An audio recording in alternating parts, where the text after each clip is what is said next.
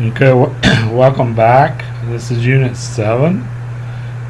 We're still in Day 4, so make sure you still write your codes down for this video and the previous one, and please send it to me in the email.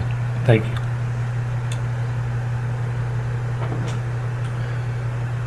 Alright, Unit 7, we'll be talking about different strategies for the different environments you'll be in. Expressways, urban roads, rural roadways, specific state laws. Anything expressway, just notice interstate or highway. Urban roads, city roads, or urban. Or you hear country roads or rural roads. This is just other names for them. Some of the characteristics of the expressway: higher speeds, controlled access, entry and exit. Divided by barriers, multi-lanes going in the same direction, and only motorized vehicles are allowed on it. Some of the safety rumble strips, barriers, breakaway signs, new guardrails, crash barriers, reflective signs, mile markers, and other things. Here's a few of the intersections. I'm not sure if I've ever been on the Trumpet. I've been on the Cloverleaf and Diamond before. Expressway entrance. See the entrance ramp, first photo. Second, acceleration lane, you're trying to find a gap.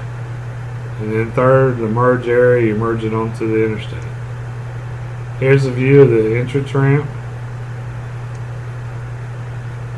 There are some left entrance ramps, although they're very few and far between. I know at one time West Virginia had one, but I'm not sure if that's still there or not. I haven't been to West Virginia in a few number of years. Now obviously you're entering on the left, potential conflicts there greater. You could have accidents, stuff like that. The lead lane has entrance and exit together, causes conflict for both drivers. The driver entering must yield to the driver exiting. Acceleration lane is where you speed up. Merge area, obviously you're getting ready to merge onto the interstate. Entering an expressway. You've identified about a half a mile in advance. You've checked your traffic. You signal into a proper lane. You've entered the ramp and adjust your speed. You're trying to identify a safe gap for merging. You signal and of course you adjust your speed. At this point, I don't know if you can see the photo to the right. There's two cars ahead of you. At this point, I would actually slow up a little bit. And the reason I would slow up is because very rarely, depending on how busy the interstate is, do you have enough room for three cars to merge over. So at this point, you're just very beginning stages of it. You're at the very beginning. I'd slow up and let those two cars get ahead of you so you can make sure the ramp's clear. Avoid stopping and backing on ramps. Obviously that's dangerous and illegal.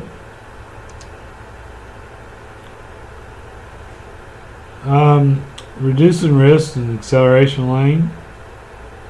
Search ahead to the side to find the gap. Adjust your speed to traffic. Prepare to use the shoulder if there's no gap. Sometimes people get nervous, and you just have to use the shoulder or emergency lane if there's no gap. Hopefully that will never happen to you, but if by chance you have to use the shoulder or gap, or or emergency lane, when you get to your destination, check your tires. Because a lot of times when there's accidents on the interstate, They sweep the debris and stuff on the emergency lanes. And you don't want anything to happen to your tires or to your car. So that's just a safety tip. Just kind of double check your tires. Reducing risk emerging area. Search ahead to the side. Prepare to blend in with the traffic.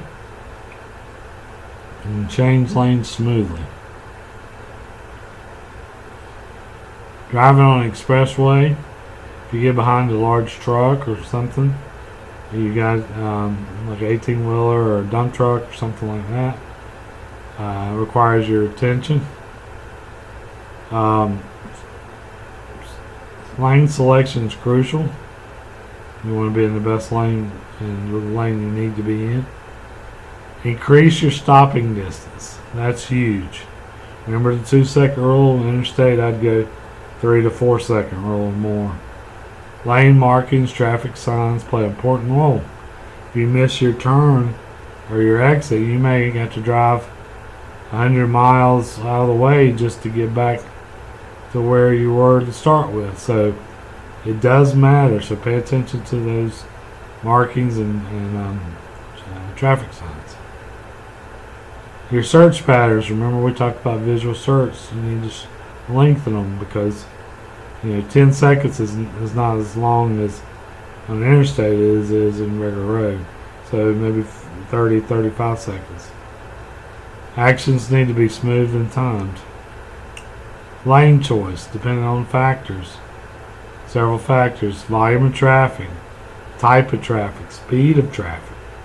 Usually, if it's a multi-lane road, the right-hand lane's a slower lane, and the center and the far left are usually designated for passing.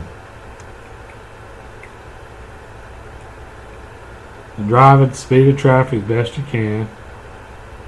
Maintain 3 to 4 seconds, as I just mentioned. Reason for changing lanes. You're exiting or entering, or exiting.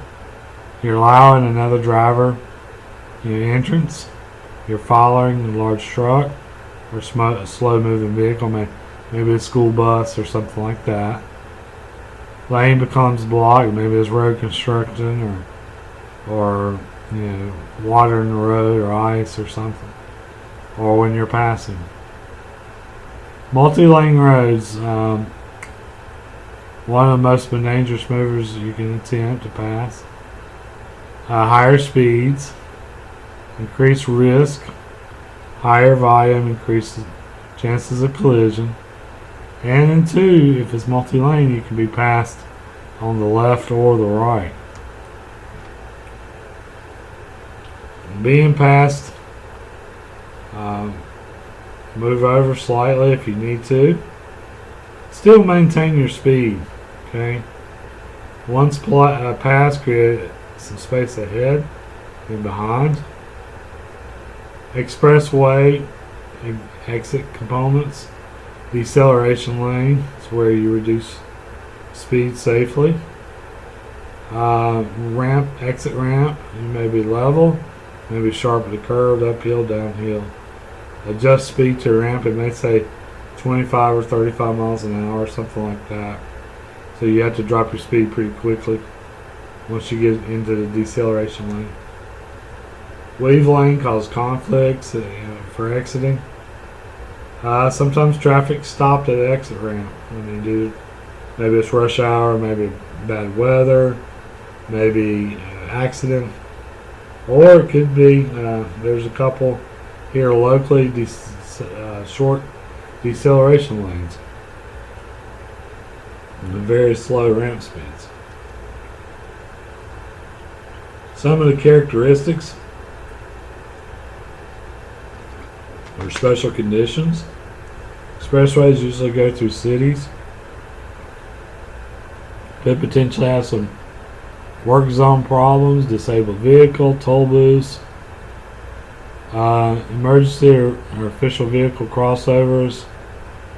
There may be some areas where highway patrol or ambulance can cross over to the median. Characteristics of urban streets or urban roads, or city, as I call them. Higher volume traffic presents more hazards. More roadway users to interact with. Multiple intersections with right and left turn lanes. Stop signs, traffic signal lights.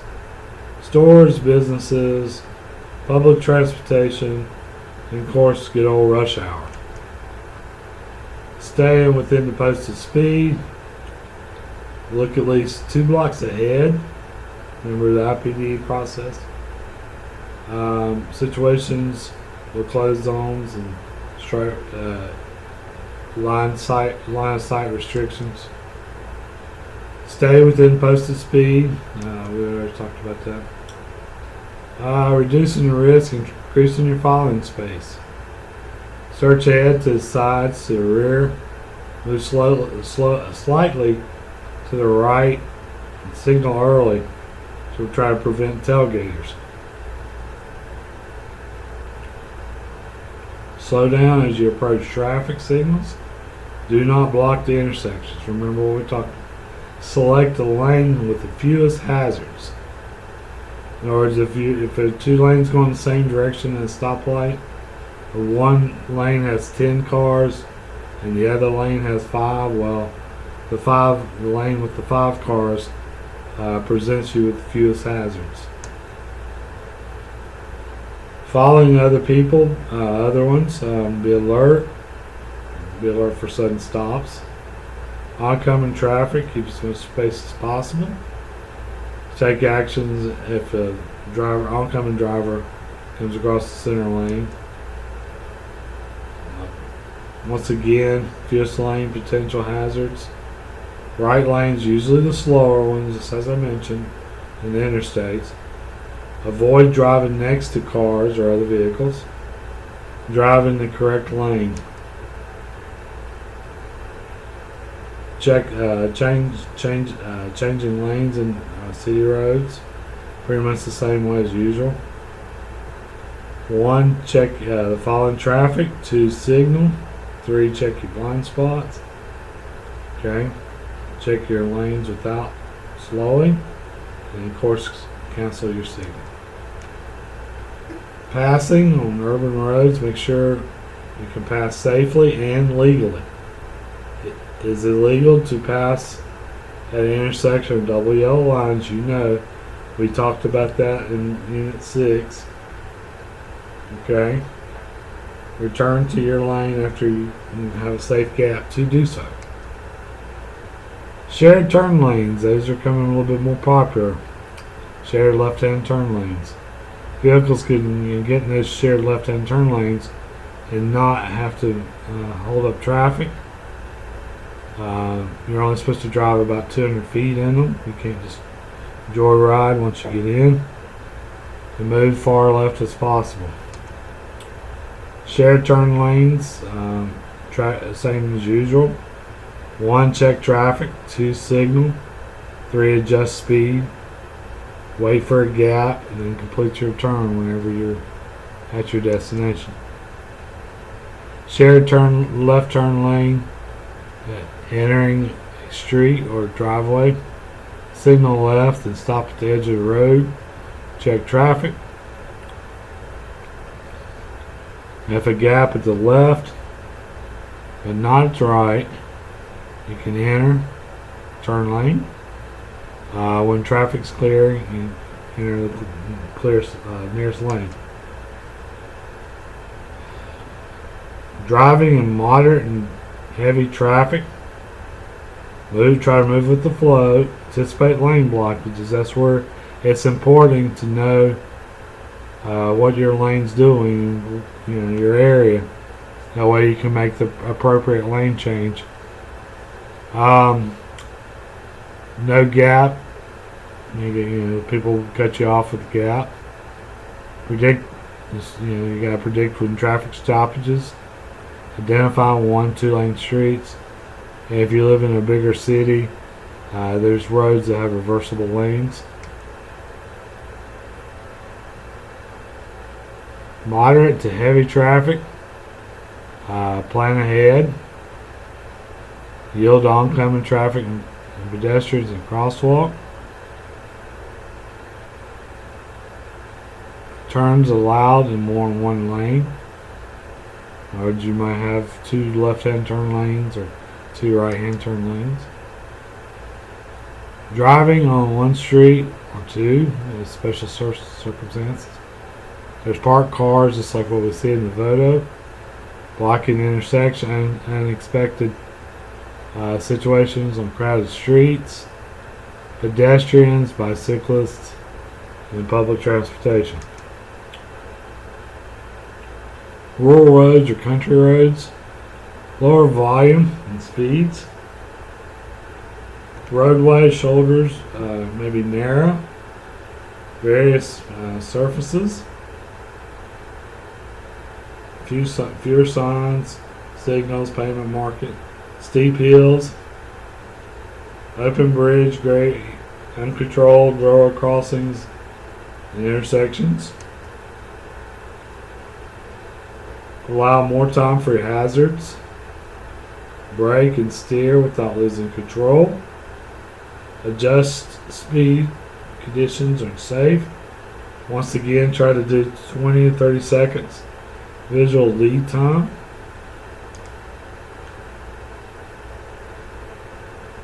Some of the reducing risk, be aware of dust and gravel, narrow bridges, open bridges could be, limited sight, steeper hills, curves, uncontrolled road crossings, and intersections. Intersections, various controls. In other words, it may have a stop sign, may not. Side intersection to the main road. Allow 3 seconds, at least, following distance. Oncoming traffic, slow down. If you have to move a little bit to the right without going off of the shoulders, please do so. But a lot of times roads are wider than what you give them credit for, so sometimes you don't even have to move over.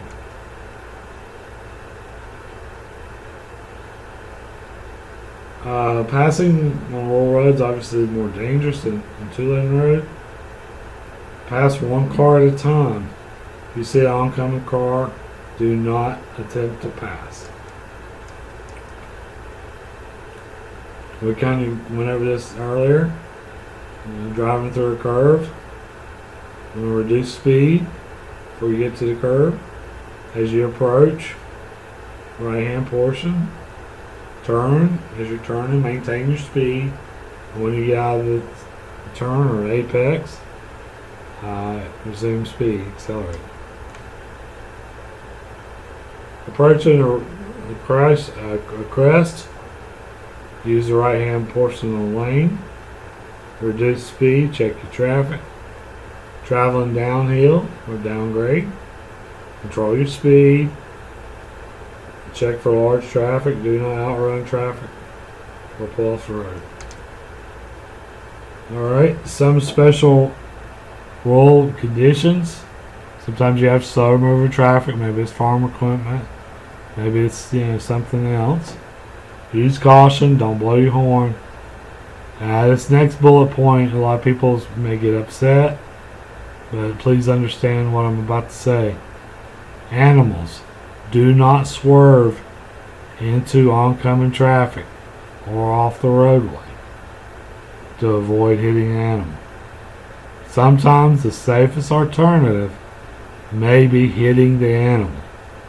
I understand some of you may not like that or understand that, but if you were to go swerve to miss an animal and you would hit a car head on and kill the driver's child, maybe it's a small child, you would be held responsible. Not the animal, not the oncoming traffic. So sometimes it's better to hit the animal. I know some of you really love animals and that's hard to hear. Please understand why. If you run off the road, you might end up killing a friend, a relative, or yourself, and which wouldn't be good either. Road crossings, look to your left and look to your right before crossing the tracks. You would not believe how many students their first look is on top of the tracks. And ladies and gentlemen, it's too late at this point for your very first look to be on top of the tracks. You need to do it before. Stay alert. Be alert. Okay, we're going to continue on with the videos to Unit 7.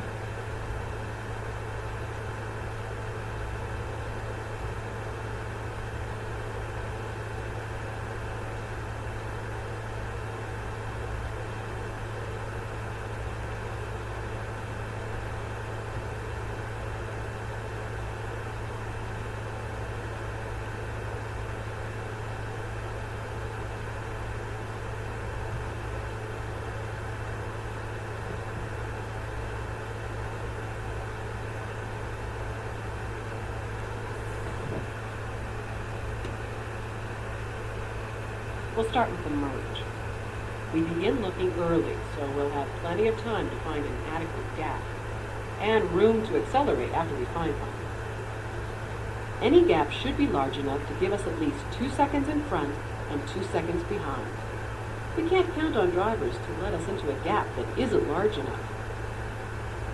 If we have to pause, we do it early, so we have the length of the acceleration lane to build up to the speed of traffic.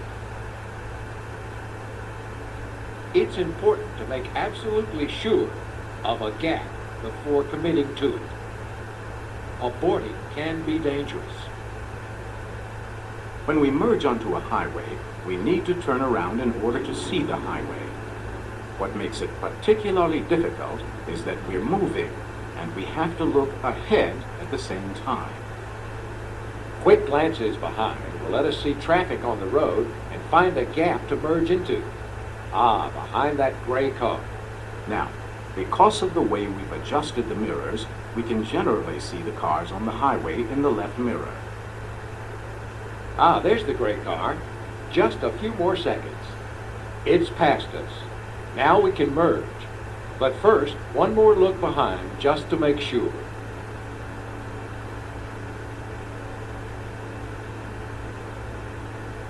Sometimes a car will speed up and close the gap, or pull into it from the far lane. But not this time. Again, we need to make it quick. The most difficult merge is when cars are in front of us. Here we need to share our attention between the cars ahead and those on the main road. Most of the merging accidents are collisions with a car ahead that is stopped. By keeping looks behind very short, we're able to see what's happening ahead.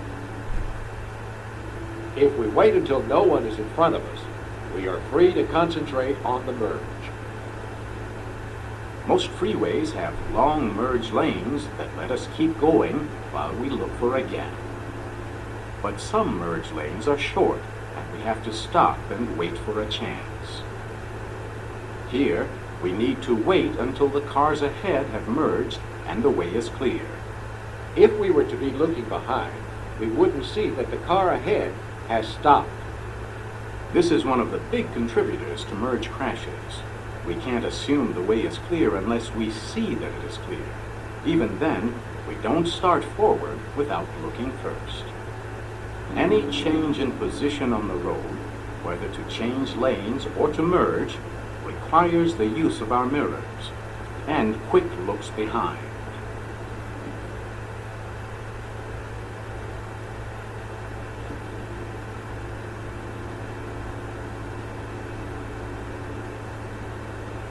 What's the best move here?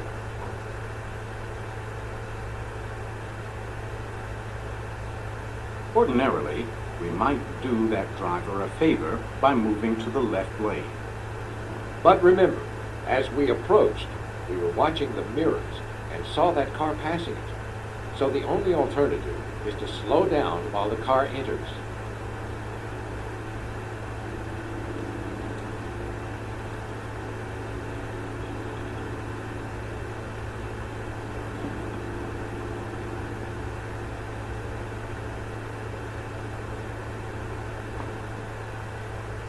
What do we do next?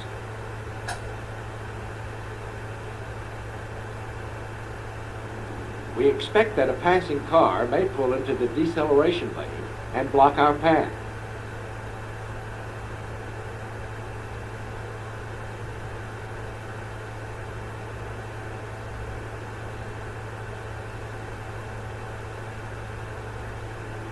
On a curve, more than a ton of car is moving in a straight line with only the front tires to control the turn.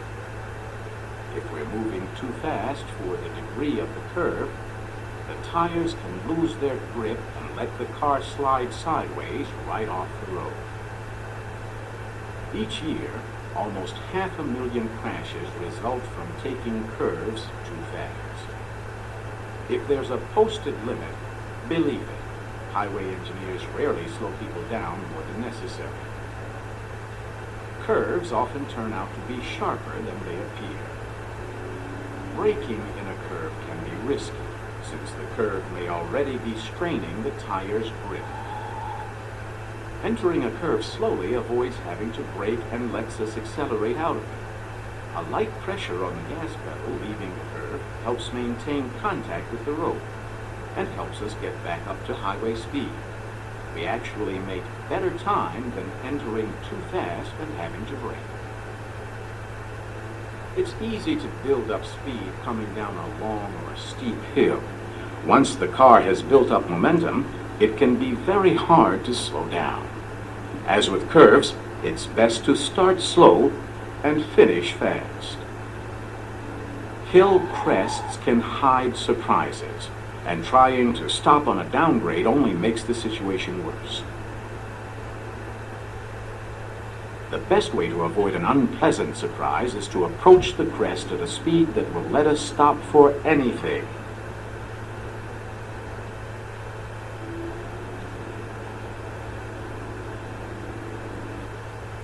So what do we do here? Well, for starters, we check the speedometer. You can't really trust your judgment. Then we need to slow to the posted speed.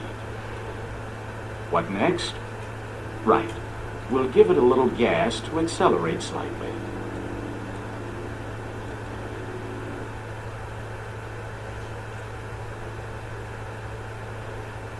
Okay. We've reached Unit 7, into Unit 7. This video's special code is WTR 9173.